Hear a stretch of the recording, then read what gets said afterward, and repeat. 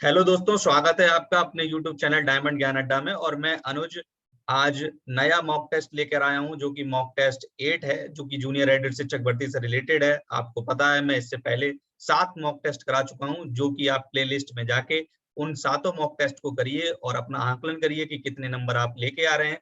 तो आज 8वां mock test है। और अगर आपको वीडियो अच्छी लगती है तो वीडियो जरूर लाइक कर लीजिए, और अगर आप पहली बार चैनल पर विजिट कर रहे हैं तो चैनल को सब्सक्राइब जरूर कर लीजिए, ताकि नियमित रूप से आपको जो वीडियो बनती हैं उनका आपको नोटिफिकेशन पहुंचे और आप वीडियो को पूरी देख पाएं।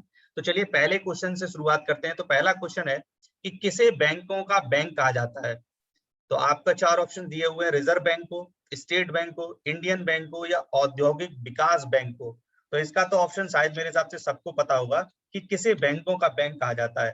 तो भारतीय रिजर्व बैंक को बैंकों का बैंक कहा जाता है, जिसको आप लोग आरबीआई के नाम से भी जानते हैं। ठीक है। नेक्स्ट अगला क्वेश्चन है कि सेकंड क्वेश्चन कि ऋग्वेद में अघन्या का प्रयोग हुआ है। तो ऋग्वेद में अघन्या का प्रयोग जो है वो किसके लिए हुआ है? बकरी के लिए हुआ है, गाय के लिए हुआ है, हाथी के लिए हुआ है, या घोड़े के लिए हुआ है? तो बताइए किसके लिए प्रयोग हुआ है ऋग्वेद में अघन्या। तो ऑप्शन देखिए इसका सही है बी पार्ट। अघन्या का प्रयोग का मतलब ये है कि जो कि ना मारे जाने योग्य है।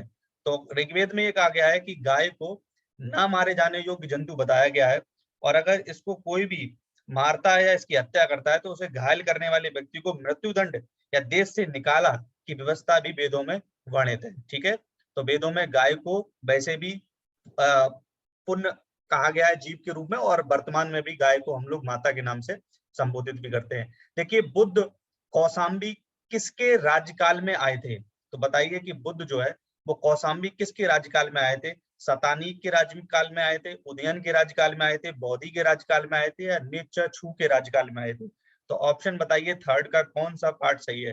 तो थर्ड का बी पार्ट सही है। उदयन के राज्यकाल में जो है महात्मा बुद्ध कौशाम्बी आए थे। ठीक है। इसके बाद नेक्स्ट अगला क्वेश्चन है कि निम्नलिखित में से किस चिश्ती संत को, ठीक है, किस चिश्ती संत को चिराग ए दिल्ली कहा जाता है? किस चिश्ती संत को चिराग ए दिल्ली कहा जाता है? मोइनुद्दीन को कहा जाता है, फरीउद्दीन को कहा जाता है, निजामुद्दीन औलिया को कहा जाता है, या नासिरुद्दीन को कहा जाता है? बताइए ऑप्शन कौन सा सही है। तो शेख नासिरुद्दीन महमूद, जो शेख नासिरुद्दीन, तो ऑप्शन इसका सही है डी पार्ट। इन नासिर उद्दीन को चिराग ए दिल्ली कहा जाता है। थोड़ा सा इनके बारे में अगर मैं बताना चाहूं तो आपको बता दूं कि ये जो शेख नासिरुद्दीन महमूद हैं, ये शेख निजामुद्दीन औलिया जो हैं वो इनके शिष्य थे। ठीक है। निजामुद्दीन औलिया के ये शिष्य थे, और इन्हें जो है वो चिराग ए दिल्ली अर्थात दिल्ली के चिराग के रूप में ये प्रसिद्ध भी थे। ठीक है। नेक्स्ट अगला क्वेश्चन है कि निम्नलिखित में से किसका मकबरा भारत से बाहर स्थित है? हुमायूं का, औरंगजेब का, जहांदार शाह का, या जहांगीर का? किसका मकबरा जो है वो भारत से बाहर स्थित है? तो ऑप्शन इसका डी पार्ट सही है। जहांगीर का मकबरा जो है वो भारत से बाहर लाहौर में, ठीक है, लाहौर में जो रावी नदी है, तो लाहौर में रावी नदी के किनारे, ठीक है, रावी नदी के किनारे एक जगह है शाहदारा। तो एक जगह है शाहदरा। तो शाहदरा नामक स्थान पर जहांगीर को जो मृत्यु हुई थी वो 1627 ईस्वी में हुई थी। और इनका जो मकबरा है ये आपको मैं बता दूं नूर जहां उन्होंने बनवाया था। ठीक है। तो ये मैंने बातें कुछ और बता दी आपको। इसके बाद देखिए नेक्स्ट और अच्छा इंपॉर्टेंट क्वेश्चन है कि सत्यार्थ प्रकाश जो है, जो पवित्र पुस्तक है, वो किससे संबंधित है? आर्य समाज से संबंधित है, ब्रह्म समाज से संबंधित है, थियोसोफिकल सोसाइटी से संबंधित है, या प्रार्थना समाज से संबंधित है? बताइए ये सत्यार्थ प्रकाश जो है वो किससे संबंधित है? तो सबको पता होगा सत्यार्थ प्रकाश जो है वो आर्य समाज से संबंधित है। और इस पुस्तक को लिखने वाले जो आपको पता होगा आर्य समाज के संस्थापक दयानंद सरस्वती जी भी हैं, है ना। तो दयानंद सरस्वती जी ने आर्य समाज की स्थापना की है, और 1875 में आर्य समाज की स्थापना कब हुई? 1875 में हुई। और उनका एक नारा भी है जो बहुत ही फेमस है, वेदों की ओर लौटो, वेदों की और लौटो। ठीक है। इसके बाद नेक्स्ट अगला क्वेश्चन है क्वेश्चन नंबर 7। निम्नलिखित में से कौन भारतीय राष्ट्रीय कांग्रेस की प्रथम महिला अध्यक्ष थी? क्वेश्चन बहुत बार आ चुका है, आपको पता भी होगा। Shrimati Sarojini Naidu, Shrimati Annie Besant, Shrimati N Sen Gupta, या उपरोक्त में से कोई नहीं? तो 7 का ऑप्शन जो है वो बी पार्ट सही है। एनी बेसेंट जो है भारतीय राष्ट्रीय कांग्रेस की प्रथम महिला अध्यक्ष भी बनी थी, और ये जो है वो 32वें अधिवेशन में, ठीक है, 32वां अधिवेशन था कांग्रेस का, और जो कि 26 से 29 दिसंबर 1917 को हुआ था, ठीक है, 1917 को इसका आयोजन हुआ था, और जो कहाँ हुआ था, कलकत्ता में हुआ था। और इस कलकत्ता के अधिवेशन में ही एनी बेसेंट प्रथम बार महिला अध्यक्ष जो है वो कांग्रेस की बनी थी। इसके बाद उस भारतीय का नाम क्या था जिसने तीनों गोलमेज सम्मेलनों में भाग लिया था? यह भी बहुत अच्छा क्वेश्चन है। तीनों गोलमेज सम्मेलन में भाग लेने वाले उस भारतीय का नाम क्या था? तो बी आर अम्बेडकर जो थे, उन्होंने तीनों गोलमेज सम्मेलनों में भाग लिया था, और जो कि प्रथम गोलमेज सम्मेलन 1930 में हुआ, फिर 1931 में हुआ, और फिर 1932 में हुआ। तो तीनों गोलमेज सम्मेलन में भाग लेने वाले भीमराव अम्बेडकर थे। और एक क्वेश्चन और पूछा था कि महात्मा गांधी ने किस गोलमेज सम्मेलन में भाग लिया था? तो महात्मा गांधी ने दूसरे गोलमेज सम्मेलन में भाग लिया था, ठीक है। इसके बाद देखिए नेक्स्ट अगला क्वेश्चन है कि स्प्रिंगिंग टाइगर पुस्तक जीवनी है, किसकी जीवनी है? भगत सिंह की है, सुभाष चंद्र बोस की है, चंद्रशेखर आजाद की है, या राम प्रसाद बिस्मिल की है? तो ये किसकी जीवनी है? तो आपको बता दें ये जीवनी जो है वो सुभाष चंद्र बोस की है, स्प्रिंगिंग टाइगर, ठीक है। और इसको, ये जो पुस्तक है वो है किसकी? वो पुस्तक लिखी है यू टोयो की। यू टोये ने जो है वो इस पुस्तक को लिखा है, और जीवनी है सुभाष चंद्र बोस की, ठीक है। इसके बाद देखिए नेक्स्ट अगला क्वेश्चन है, भारत की संविधान निर्मात्री सभा के अध्यक्ष कौन थे? तो संविधान निर्माण सभा के अध्यक्ष कौन थे? तो निम्नलिखित ऑप्शन दिए हैं, doctor Rajendra Prasad, B R Ambedkar, Shri Iyer, या पंडित जवाहरलाल नेहरू। तो आपको पता होगा कि जो संविधान सभा के अस्थायी अध्यक्ष जो थे प्रथम बैठक में जो बनाए गए थे, वो थे डॉक्टर सच्चिदानंद सिन्हा, और स्थायी सदस्य थे पंडित डॉक्टर राजेंद्र प्रसाद, ठीक है। और ये डॉक्टर राजेंद्र प्रसाद जो है वो 11 दिसंबर 1946 को निर्विरोध रूप से जो संविधान सभा थी उसने इनको अध्यक्ष के रूप में नियुक्त कर दिया गया था। इसके बाद देखिए नेक्स्ट क्वेश्चन है, बंधुआ मजदूर जो उन्मूलन अधिनियम है वो संसद में कब पारित किया गया? तो बंधुआ मजदूर अधिनियम संसद में कब पारित किया गया? 1971 में, 1976 में, 1989 में, या 1981 में? तो 1976 में ये बंधुआ मजदूर अधिनियम जो है वो संसद में पारित किया गया था। नेक्स्ट अगला क्वेश्चन, और अच्छा क्वेश्चन है पॉलिटी का, निम्नलिखित में से किसे भारत सरकार का प्रथम विधि अधिकारी समझा जाता है? बताइए, भारत का प्रथम विधि अधिकारी कौन होता है? भारत का मुख्य न्यायाधीश होता है, महान्यायविकर्ता होता है, महान्यायवादी होता है, या महाधिवक्ता होता है?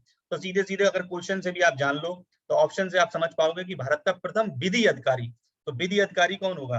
भारत का महान्यायवादी होगा, ठीक है। तो महान्यायवादी, जिसे आप अटॉर्नी जनरल भी कहते हैं, वही भारत का प्रथम विधि अधिकारी होता है, और संविधान के अनुच्छेद 76 के अनुसार, ठीक है, ये इसको वर्णित किया गया, और राष्ट्रपति जो है वो इसको शपथ दिलाता है। इसके बाद देखिए नेक्स्ट अगला क्वेश्चन है 13, निम्नलिखित में से किस एक सदन का अध्यक्ष, कि कौन सा ऐसा सदन है जिसका अध्यक्ष एक गैर सदस्य होता है, मतलब वो उस सदन का सदस्य नहीं होता? लोकसभा, राज्य विधानसभा, राज्यसभा, या उपयुक्त में से कोई नहीं? तो आपको सबको पता होगा कि इसका ऑप्शन सी पार्ट सही है। राज्यसभा का जो पदेन अध्यक्ष होता है वो कौन होता है? उपराष्ट्रपति होता है। कौन होता है? उपराष्ट्रपति होता है इसका अध्यक्ष। और उपराष्ट्रपति जो है वो उसका कोई सदस्य नहीं होता, ठीक है। उपराष्ट्रपति इसका पदेन अध्यक्ष जरूर होता है, लेकिन राज्यसभा का सदस्य नहीं होता, ठीक। इसके बाद देखिए नेक्स्ट अगला क्वेश्चन है, राष्ट्रीय विधान परिषद का मुख्य संबंध है पंचवर्षीय योजनाओं के अनुमोदन से, ग्राम विकास योजनाओं के क्रियान्वयन से, विकास परियोजनाओं के निर्माण से, या केंद्र तथा राज्य के वित्तीय संबंधों से? तो बताइए ऑप्शन कौन सा सही है? तो 14 का ए पार्ट सही है। राष्ट्रीय विकास परिषद का मुख्य संबंध है पंचवर्षीय योजनाओं के अनुमोदन से, ठीक है। इसके बाद नेक्स्ट अगला क्वेश्चन है कि जिस समिति की अनुशंसा पर देश में पंचायती राज लागू किया गया उसके प्रमुख कौन थे? जीवराज मेहता, बलवंत राय मेहता, श्री मन्ना नारायण, या जगजीवन राम? बहुत अच्छा क्वेश्चन है कि किनकी संस्तुति पर भारत में पंचायती राज जो है वो लागू किया गया? तो आप सबको पता होगा कि 15 का बी पार्ट सही है, बलवंत राय मेहता समिति के द्वारा। और इनकी रिपोर्ट की अनुशंसा पर 1957 में, ठीक है, 1957 में ये रिपोर्ट इन्होंने सौंपी थी। और सर्वप्रथम राजस्थान के नागौर जिले में इसकी कह सकते हैं इसका श्री गणेश हुआ था। राजस्थान के नागौर जिला है, तो वहां से इसकी पंचायती राज की शुरुआत हुई थी। ठीक है, नेक्स्ट अगला क्वेश्चन है कि डूरंड लाइन किसके साथ भारत की सीमा निर्धारित करती है, मतलब किस राज्य किस देश से भारत की सीमा डूरंड लाइन से निर्धारित होती है? अफगानिस्तान, बर्मा, नेपाल या तिब्बत? तो शायद आपको पता होगा, भारत और अफगानिस्तान के बीच में जो लाइन है उस लाइन का नाम क्या है? डूरंड लाइन है। ठीक है, और भारत और पाकिस्तान के मध्य रेड क्लिफ है। ठीक है, और भारत और चीन के मध्य क्या है? मैकमोहन है। तो ये भी बात आप याद रखेंगे। नेक्स्ट अगला क्वेश्चन है कि देश के किस राज्य का हिस्सा राष्ट्रीय राजधानी क्षेत्र में सम्मिलित नहीं है? दिल्ली का, हरियाणा का, उत्तर प्रदेश का या हिमाचल प्रदेश का? मतलब जो एनसीआर जिसे कह सकते हो आप, तो उसका राष्ट्रीय राजधानी क्षेत्र में हिस्सा शामिल नहीं है, वो ऐसा कौन सा राज्य है? तो ऑप्शन सही है डी पार्ट, हिमाचल प्रदेश का हिस्सा जो है वो राष्ट्रीय राजधानी क्षेत्र में स्थित नहीं है, और तीनों राज्यों का जो है राष्ट्रीय राजधानी क्षेत्र में हिस्सा शामिल है। इसके बाद नेक्स्ट अगला क्वेश्चन है 18 कि प्रायद्वीपीय भारत की नदियों में से कौन सी सबसे लंबी नदी है? तो प्रायद्वीपीय भारत की नदियों में से कौन सी सबसे लंबी नदी है? कृष्णा, कावेरी, गोदावरी या महानदी? बताइए कौन सी नदी जो है वो सबसे लंबी नदी है? तो गोदावरी नदी जो है वो निम्नलिखित नदियों में से प्रायद्वीप भारत की सबसे लंबी नदी है, और अगर इसकी लंबाई की बात करें तो 1465 किलोमीटर है। ठीक है, और ये भारत की दूसरी, कह सकते हो कि गंगा के बाद सबसे लंबी प्रायद्वीपीय नदी भी है। ठीक है, इसके बाद नेक्स्ट अगला क्वेश्चन है कि 19 कि राष्ट्रीय केला अनुसंधान केंद्र कहां पर स्थित है? त्रिची में, भुसावल में, सहारनपुर में या पुणे में? कहां पर केला अनुसंधान है? तो ये जो त्रिची लिखा हुआ है, ऑप्शन ए पार्ट त्रिची, और ये त्रिची है कहाँ? तिरुचिरापल्ली, जो कि तमिलनाडु में स्थित है। ठीक है, तिरुचिरापल्ली, और ये तिरुचिरापल्ली कहाँ है? तमिलनाडु। तो तमिलनाडु में ये स्थित है भारत राष्ट्रीय केला अनुसंधान केंद्र। ठीक, नेक्स्ट अगला क्वेश्चन है झरिया। देखिए कई बार आ चुका है ये आपके सेटों में, कोयला अनुसंधान कि कोयला कहाँ पर उत्पादित होता है। तो वैसे तो पश्चिम बंगाल में सबसे ज्यादा है, और उसमें भी हमने आपको बताया था झरिया और एक रानीगंज। तो झरिया कोयला क्षेत्र निम्नलिखित राज्यों में से किसमें अवस्थित है? पश्चिम बंगाल में, उड़ीसा में, झारखंड में या छत्तीसगढ़ में? तो मैं बता ही चुका हूँ आपको कि ये जो झरिया है वो कहाँ पर है? ये झारखंड में स्थित है। ठीक है, झारखंड में झरियालो जाके झरिया। इसके बाद देखिए नेक्स्ट क्वेश्चन है प्रत्येक क्रिया के लिए एक समान और विपरीत प्रतिक्रिया होती है, यह नियम किसने दिया है? तो क्रिया का विपरीत प्रतिक्रिया का नियम किसने दिया? न्यूटन ने, अल्बर्ट आइंस्टीन ने, बोहर ने या हैंडेन ने? तो सबको पता है कि न्यूटन का नियम है कि क्रिया का प्रत्येक विपरीत प्रतिक्रिया नियम, जो कि न्यूटन का थर्ड लॉ है ना? न्यूटन का थर्ड लॉ है, इसको आप कह सकते हो कि क्रिया के विपरीत प्रतिक्रिया होती है। नेक्स्ट अगला क्वेश्चन है कि कितना तापमान होने पर पाठ्यांक सेल्सियस और फारेनहाइट तापमापियों में एक ही होंगे? -40, 212, 40 या 100? तो आप सबको पता है कि -40 डिग्री टेम्परेचर पर जो सेल्सियस पैमाना है और फारेनहाइट पैमाना है, इन दोनों का पाठ्यांक जो है वो बराबर होता है। ठीक, इसके बाद नेक्स्ट अगला क्वेश्चन है कि शुष्क बर्फ होता है, शुष्क बर्फ बताइए कैसी होती है? वाष्प होती है, या बर्फ 0 डिग्री सेंटीग्रेड पर, या ठोस कार्बन डाइऑक्साइड, या जल रहित कैल्शियम क्लोराइड द्वारा अपक्रिया कराया गया बर्फ? तो बताइए ऑप्शन कौन सा सही होगा? तो 23 का सी पार्ट है कि ठोस कार्बन डाइऑक्साइड होती है शुष्क बर्फ। ठीक, नेक्स्ट अगला क्वेश्चन है कि निम्न में से आलू का कौन सा भाग खाने योग्य होता है? तना, बीज, जड़ या फल? कई पेपरों में पूछा जा चुका है, यूपी टेट में तो आता ही है। यूपी टेट के अगर 2011 से लेके अगर आप 2019-18 तक जितने भी पेपर हो चुके हैं उन सभी के अगर लगाएं एनवायरमेंट के, तो उनमें आपको बहुत से क्वेश्चन जीके के मिलेंगे। ठीक है, तो इस बताइए कि इसका ऑप्शन कौन सा सही है? तो 24 का ऑप्शन सही है कि इसका हम क्या खाते हैं? इसका हम खाते हैं तना। ठीक है, तो 24 का ए पार्ट सही है। नेक्स्ट अगला क्वेश्चन है 25 निम्नलिखित में से कौन सा बर्ड फ्लू का कारक है? H5N1, H1N1, जीका या रेट्रो? तो ये तो शायद सबको पता होगा कि H5N1 जो है वो वर्ल्ड फ्लू का कारक है। इसके बाद नेक्स्ट अगला क्वेश्चन है कि पृथ्वी का सर्वाधिक बृहद पारिस्थितिकी तंत्र निम्नलिखित में से कौन सा है? जो सबसे बड़ा पारिस्थितिकी तंत्र है, जलमंडल, जीवोम, स्थल मंडल या जैव मंडल? जो सबसे बड़ा पारिस्थितिकी तंत्र है, तो 26 का डी पार्ट सही है। जैव मंडल जो है वो पृथ्वी का सबसे बड़ा जो है पारिस्थितिकी तंत्र है। नेक्स्ट अगला क्वेश्चन है 27 निम्नलिखित नगरों में से किसमें Indian institute of ecology and environment स्थित है? किसमें जो है Indian institute of ecology environment स्थित है? नई दिल्ली में, इसके बाद आपका तिरुवनंतपुरम में, कोलकाता में या जोधपुर में। तो ये नई दिल्ली में स्थित है Indian institute of ecology and environment, ठीक है। इसके बाद प्रतिष्ठित टाइलर पुरस्कार, ये देखिए अच्छा पुरस्कार है, टाइलर पुरस्कार किस क्षेत्र में प्रदान किया जाता है? तो 28 का नाटक में महिलाओं के अधिकार के लिए, बच्चों का अधिकार के लिए या पर्यावरण सुरक्षा के लिए? तो ये पर्यावरण सुरक्षा के लिए दिया जाता है, जो कि टाइलर पुरस्कार है। और 2020 का ये जो टाइलर पुरस्कार है, 2020 का टाइलर पुरस्कार वो दिया गया है पवन सुखदेव, ठीक है, पवन सुखदेव। ये पवन सुखदेव जो है वो भारत के हैं। और एक मिला है ग्रेट चैन सी डेली, ये महिला है, ग्रेट चैन सी डेली, ठीक। और ये महिला है, इन्होंने जीता है, ठीक, प्रतिष्ठित टाइलर पुरस्कार, और पर्यावरण सुरक्षा से संबंधित है और अच्छा इंपॉर्टेंट क्वेश्चन भी है। इसके बाद नेक्स्ट अगला क्वेश्चन है, जैव विविधता के संदर्भ में निम्नलिखित में से कौन सा क्षेत्र हॉट स्पॉट माना जाता है? गंगा का मैदान, पूर्वी हिमालय, गुजरात या मध्य भारत? किसको हॉट स्पॉट मानते हैं जैव विविधता का? तो 29 का बी पार्ट सही है, पूर्वी हिमालय जो है वो जैव विविधता का हॉट स्पॉट माना जाता है, ठीक। इसके बाद नेक्स्ट अगला क्वेश्चन है 30, निम्नलिखित में से कौन सा भारतीय कृषि की निम्न उत्पादकता का कारण नहीं है? मतलब ऐसा कौन सा कारण है जिसमें भारत की जो कृषि होती है उसमें उत्पादकता कम होती है? जनसंख्या का दबाव, प्रच्छन्न बेरोजगारी, सहकारी कृषि या भू जोत का छोटा आकार? कौन सा कारक ऐसा है जो कि निम्न उत्पादकता के लिए मतलब उत्तरदायी नहीं है, ये कह सकते हो आप।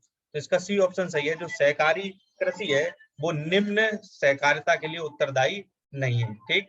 नेक्स्ट अगला क्वेश्चन है कि 31 क्वेश्चन है कि भारत में गरीबी का स्तर निर्धारित होता है, भारत में गरीबी का स्तर निर्धारित होता है, अब किससे होता है? विभिन्न प्रदेशों के प्रति व्यक्ति आय के आधार पर, या औसत घरेलू आय के आधार पर, या घरेलू उपभोक्ता के व्यय के आधार पर, या देश में मलिन आबादी के आधार पर? बताइए किसके आधार पर जो है वो गरीबी स्तर निर्धारित होती है? तो घरेलू उपभोक्ता के व्यय के आधार पर गरीबी स्तर का निर्धारण होता है।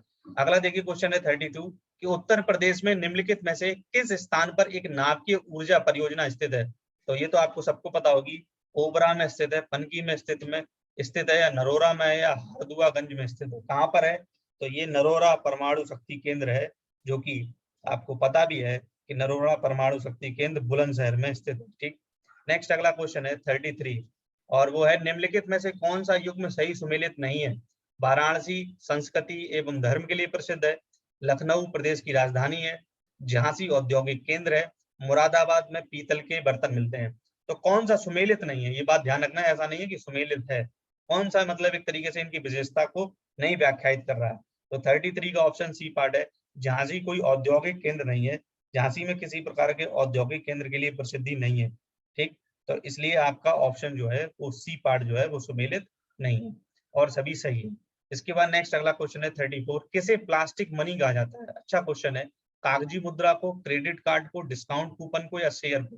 प्लास्टिक मनी किसको कहते हैं? तो क्रेडिट कार्ड जो होता है वो उसको प्लास्टिक मनी कहते हैं। देखिए अगर वीडियो आपको अच्छी लग रही है, आपको क्वेश्चन अच्छे लग रहे हैं, तो आप जरूर वीडियो को लाइक करिए और चैनल को अगर सब्सक्राइब नहीं किया है तो जरूर आप सब्सक्राइब कर लीजिए। और अगर कोई भी क्वेश्चन में आपको दिक्कत हुआ करती है तो कमेंट बॉक्स में जरूर पूछने की कोशिश करिए, तो उसका विश्लेषण अच्छे से कमेंट बॉक्स में आपको बताया जा सकता है। और साथ ही साथ अपने नंबर भी बताया करिए कि आपके नंबर कितने आते हैं, ठीक। नेक्स्ट अगला क्वेश्चन 35 है कि निम्नलिखित में से कौन सा कीट नहीं है? खटमल, मकड़ी, घरेलू मक्खी या मच्छर? जो कीट की संज्ञा में नहीं आता, मतलब जिसको कीट नहीं माना जाता, तो मकड़ी जो है इसको कीट नहीं माना जाता, ठीक। नेक्स्ट अगला क्वेश्चन 36 है कि भूपट्टी में बहुतायत में पाए जाने वाला रासायनिक तत्व है, ऑक्सीजन है, एल्यूमिनियम है, लोहा है, या सिलिकॉन है? तो 36 का ए पार्ट सही है, ऑक्सीजन जो है वो बहुतायत मात्रा में पाए जाने वाला जो है वो रासायनिक तत्व है और इसकी मात्रा जो है 46.71% है। और जबकि आप सिलिकॉन की अगर कह लीजिए तो 27.69% है, एल्यूमिनियम की कह लीजिए तो 8.07% है, और लोहे की अगर आप कह लीजिए जिसको एपी बोलते हो आप 5.05% है। तो सबसे ज्यादा ऑक्सीजन की मात्रा है, ठीक। अब थोड़े से करंट के क्वेश्चन है। पहला क्वेश्चन है कि दिसंबर 2020 में प्रसार भारती के जो सीईओ हैं शशि शेखर वेम्पति को किस प्रमुख ब्रॉडकास्टिंग यूनियन का उपाध्यक्ष चुना गया? BRICS broadcasting union, Asia Pacific broadcasting union, SAARC broadcasting union, यूरोपीय ब्रॉडकास्टिंग यूनियन। बताइए किसका अध्यक्ष उपाध्यक्ष चुना गया है? तो 37 का बी पार्ट सही है, एशिया पैसिफिक ब्रॉडकास्टिंग यूनियन का उपाध्यक्ष चुना गया है।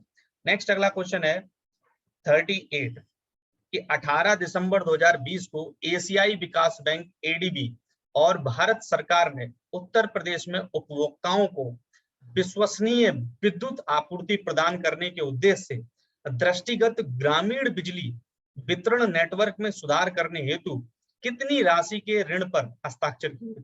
$250 मिलियन पर, $350 मिलियन पर, $300 मिलियन पर या $400 मिलियन पर? बताइए तो ऑप्शन कितना सही होगा? अगर आपको पता है तो अच्छी बात है, नहीं पता है तो आप जरूर इनको नोट डाउन करके याद भी कर लें। $300 मिलियन की जो धनराशि है उसके ऋण पर हस्ताक्षर किए।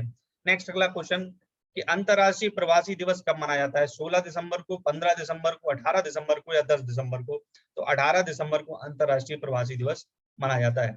नेक्स्ट अगला क्वेश्चन है 17 दिसंबर 2020 को भारतीय अंतरिक्ष अनुसंधान संगठन इसरो ने किस ध्रुवीय प्रक्षेपण यान से नए संचार उपग्रह CMS-01 का सफल प्रक्षेपण किया है? PSLV-51, PSLV-53, PSLV-48 या PSLV-50? तो बताइए ऑप्शन क्या सही है? तो इसका ऑप्शन डी पार्ट है।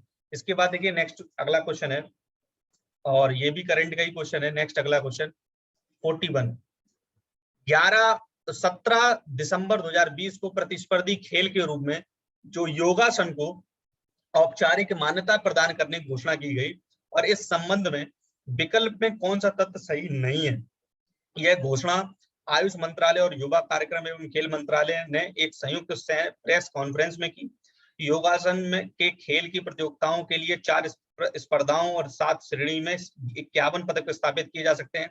या वर्ष 2022 की शुरुआत में पायलट योगासन प्रतियोगिता नेशनल इंडिविजुअल योगासन sports sponsor championship virtual court के नाम से आयोजित होगी। या डी योगासन को राष्ट्रीय खेलों, खेलो इंडिया और अंतरराष्ट्रीय खेल आयोजनों में खेल प्रतिस्पर्धा के रूप में प्रस्तुत किया जाएगा। मतलब कौन सा ऑप्शन इस तथ्य को नहीं झुठलाता है या जो गलत है? तो ऑप्शन इसका सी जो है कि वर्ष 2022 की शुरुआत में पायलट योगासन प्रतियोगिता नेशनल इंडिविजुअल्स योगासन स्पोर्ट्स चैंपियनशिप के नाम से आयोजित होगी। ठीक है, इसके बाद देखिए नेक्स्ट अगला क्वेश्चन है 42। देखिए मैं एक बात और बता दूं कि जो जूनियर एडिट शिक्षक भर्ती का पेपर होना है उसकी डेट आएगी, ये बात कंफर्म है। और आपको सबको पता होगा कि वो बहुत जल्दी पेपर मार्च में होना था, फिर मार्च से पोस्टपोन्ड होके वो आपका अप्रैल में पहुंचा। और अब जो है वो एग्जाम कब होगा ये तो जानने वाली बात है। और हो सकता है मे बी कि सिचुएशन अंडर कंट्रोल होती आ रही है धीरे धीरे, तो उस एग्जाम की डेट जुलाई या अगस्त में आ जाए। तो और एक बात और भी है कि जो करंट है उसकी में जो आने के क्वेश्चंस हैं, तो वो करंट के क्वेश्चन मेरे हिसाब से अकॉर्डिंग कि मार्च या अप्रैल तक की करंट आनी है आपकी। तो आप जनवरी से लेके मार्च अप्रैल या दिसंबर से लेके 2020 से मार्च अप्रैल तक की तैयार करें, उससे ज्यादा नहीं। इसके देखिए 15 दिसंबर 2020 को विश्व बैंक के कार्यकारी निर्देशक बोर्ड ने भारत की सतत विकास पहलों का समर्थन करने हेतु लगभग कितनी राशि की 4 विकास परियोजनाओं को मंजूरी प्रदान की है? $500 मिलियन, $600 मिलियन, $700 मिलियन या $800 मिलियन? तो 42 का डी पार्ट सही है, $800 मिलियन की राशि को मंजूरी प्रदान की है। नेक्स्ट अगला क्वेश्चन है 15 दिसंबर 2020 को किस राज्य में ग्रामीण क्षेत्रों में संपत्ति और भूमि संबंधी विवादों को रोकने हेतु जो प्राकृतिक उत्तराधिकार मतलब विरासत कह सकते हो अभियान शुरू किया गया? उत्तर प्रदेश में, मध्य प्रदेश में, राजस्थान में या छत्तीसगढ़ में? तो 43 का ए पार्ट सही है, उत्तर प्रदेश में यह अभियान विरासत वाला शुरू किया गया है। अब थोड़े रीजनिंग के क्वेश्चन है कि जीवाश्म विज्ञान संबंधित है जीवाश्म से, तो कपाल विज्ञान किससे संबंधित है? बताइए तो कपाल विज्ञान किससे संबंधित है? अग्नाशय से, थायराइड से, खोपड़ी से या फेफड़े से? तो सबको पता है कि कपाल आपकी विज्ञान जो है वो खोपड़ी से संबंधित है। ठीक, नेक्स्ट अगला क्वेश्चन कोडिंग डिकोडिंग का है कि यदि जो है इम्प्लोर को इस कोड भाषा में लिखा गया, अगर इसको ये लिख दिया गया है तो बताइए HUB को उसी कोड भाषा में क्या लिखा जाएगा? तो आप थोड़ा सा अपना अगर लॉजिक सेट कर पाओगे तो ही इस प्रकार के जो कोडिंग डिकोडिंग के क्वेश्चन है उनको सॉल्व कर पाया जाता है। तो देखिए आप क्या हो रहा है, देखिए मेरे हिसाब से I से जो G जा रहे हो आप -2 हो रहा है, और M से अगर K पर जा रहे हो तो -2 हो रहा है, क्योंकि है ना। और इसी प्रकार से P से अगर N पे जा रहे हो तो भी -2 हो रहा है। तो H से पीछे 2 चले जाइए आप, तो H से जाओगे तो F हो जाएगा, तो F बनेगा। और उसके बाद एच यू से जाओगे तो एस बनेगा और बी से जाओगे तो जेड बनेगा। तो ऑप्शन सी पार्ट सही है। नेक्स्ट अगला बताना आपको निम्नलिखित में से भिन्न है। तो मकान, अस्तबल, झोपड़ी या कुटिया। तो सबको समझ में आ रहा होगा इसका कौन सा ऑप्शन सही है। बी पार्ट भिन्न है, क्योंकि मकान में भी रहते हैं, झोपड़ी में रहते हैं, कुटिया में रहा जाता है, अस्तबल में घोड़े रहते हैं, ताकि कोई व्यक्ति रहते हैं। इसके बाद अगर ये जो है रिदमिक जो है इसको इस कोड भाषा के रूप में लिखा गया है तो म्यूजिक को बताइए क्या लिखा जाएगा। तो फिर वही बात है, आपको देखना होगा कि क्या हो रहा है इसमें। इसमें एक तरीके से अभी उसमें ऊपर वाले -2 हो रहा था, इसमें मेरे हिसाब से -1 हो रहा है। देखिए क्यू से आर पे पहुंच रहे हो, है ना, जी से एच पहुंच रहे हो, या इधर से इधर चले जाओ तो -1 हो रहा है, -1 चल रहा है। तो इसी प्रकार से अगर मैं कहूँ तो m से -1 n हो जाएगा, u से अगर -1 करोगे वो m से आपका पहुंच रहा है l पर पहुंच गया, m तो n तो आगे हो जाएगा, तो -1 l हो गया, और फिर उसके बाद t हो गया, फिर उसके बाद r हो गया, फिर h हो गया और b हो गया। तो ऑप्शन बी पार्ट सही है। नेक्स्ट अगला क्वेश्चन कैलेंडर का है। यदि 1 जनवरी 1991 को मंगलवार था तो उसी वर्ष में किस महीने का दिन, किस महीने का पहला दिन मंगलवार होगा, बताइए। उसी महीने, उसी वर्ष में किस महीने का पहला दिन मंगलवार होगा। तो सोचने वाली बात आपकी ये है कि अगर 1 जनवरी को मंगलवार था तो 91 को, तो आप ये कह सकते हो कि अगर सबरे आप सबके महीनों जोड़ो तो सभी के महीने जोड़ रहे हो आप, और अक्टूबर में अगर पहुंच रहे हो तो आप अक्टूबर में देखोगे कि इन सबके महीने जोड़ोगे 21 और 91 में कितनी होगी 28 की, तो 31, 28, फिर मार्च 31 की, फिर इसके बाद 30, फिर इसके बाद 31, फिर 31 के बाद फिर आप कह सकते हो 30, फिर 31, फिर 31, फिर 30, और फिर अगर 1 तारीख जोड़ो आप तो टोटल ये हो रहे हैं आपके कितने 274, और 274 में से 1 तारीख आपने घटा दी तो 273, तो 7 से डिवाइड करो तो अक्टूबर जो होगा, अक्टूबर में वो आपकी क्या निकलेगी, वो वही आपका मंगलवार निकल आएगा। ठीक है, अच्छे से क्वेश्चन खुद से भी करिए तो आपको और अच्छे से समझ में आ जाएगा। वक्तव्य क्या कह रहा है कि शिक्षण में अभ्यास और भावनात्मक लगाव के महत्व को अपने अनुभव से अच्छी तरह समझाते हैं। ठीक है, तो इससे निष्कर्ष क्या निकलता है कि शिक्षण में भावनात्मक लगाव अभ्यास के बराबर महत्वपूर्ण नहीं है, या शिक्षक शिक्षण में अभ्यास की आवश्यकता को समझते हैं। तो एक निष्कर्ष निकलता है, या एक या दो, दोनों निकलते हैं, या कोई नहीं निकलता, या केवल 2 निकलता है। तो बताओ कौन सा ऑप्शन सही है।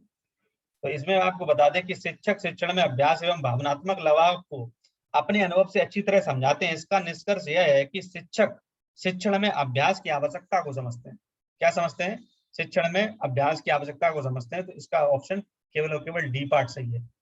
इसके बाद नेक्स्ट और अंतिम क्वेश्चन है कि 2 वर्षीय महात्मा गांधी नेशनल फेलोशिप 2021-23 किस मंत्रालय द्वारा शुरू की गई है। तो ये किस मंत्रालय द्वारा शुरू की गई है, कौशल विकास एवं उद्यमिता मंत्रालय है, या शिक्षा मंत्रालय है, या विज्ञान एवं प्रौद्योगिकी मंत्रालय है, या संस्कृति मंत्रालय है। तो इसका ऑप्शन ए पार्ट सही है, जिसको कौशल विकास एवं उद्यमिता मंत्रालय है। तो इस तरीके से मैंने 50 क्वेश्चन आपको करा दिए जो कि जूनियर रेडी शिक्षक भर्ती से संबंधित है, जो कि पहला पेपर होना है। तो आप इसमें देखिए आपके कितने मार्क्स आते हैं, और जितने मार्क्स आए अपनी और तैयारी करते रहिए और लगे रहिए, क्योंकि ये पेपर आपको थोड़ा सा भी मौका नहीं देगा। 5 से 6 दिन ही मौके मिलेंगे आपको, बस डेट मिलेगी, एडमिट कार्ड निकल आएंगे तो आप ना पढ़ पाएंगे, और फिर पढ़ने का कोई चांस भी नहीं बनता। ठीक है, तो इसलिए आप अपनी तैयारी उसी मोड में करते रहिए, और साथ ही साथ अगर आपको वीडियो अच्छी लग रही है तो वीडियो को लाइक करिए। चैनल को अगर अभी भी सब्सक्राइब नहीं किया है तो आप जरूर सब्सक्राइब कर लीजिए, ताकि नियमित रूप से आपको वीडियो मिलती रहे, और इसी तरीके से अपना प्यार देते रहिए जो कि आप दे रहे हैं, और इसीलिए आपको बहुत बहुत धन्यवाद।